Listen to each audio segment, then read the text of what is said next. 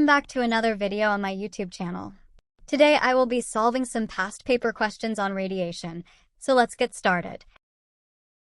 Today I will be solving question 9 part A from the May-June 2023 session, paper 4 variant 2.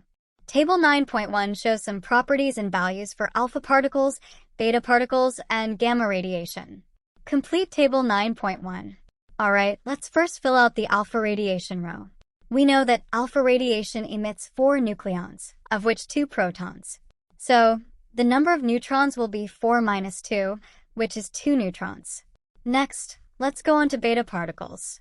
We know that beta particles emit only 1 electron, therefore, we can write 0 protons.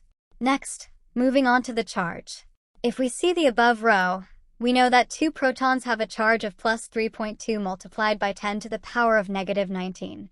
So, to get the charge of 1 electron, we can get half the charge of a proton, which would be 1.6 multiplied by 10 to the power of negative 19.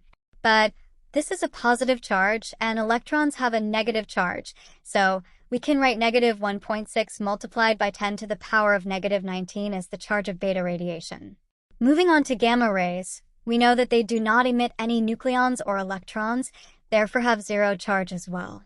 Now, we know that gamma rays can be stopped by thick concrete or thick lead, so you can write any one of those down. That will be the end of our question. Please like and subscribe for more videos like this, and if you have any doubts, feel free to comment them down below. I'll be glad to answer.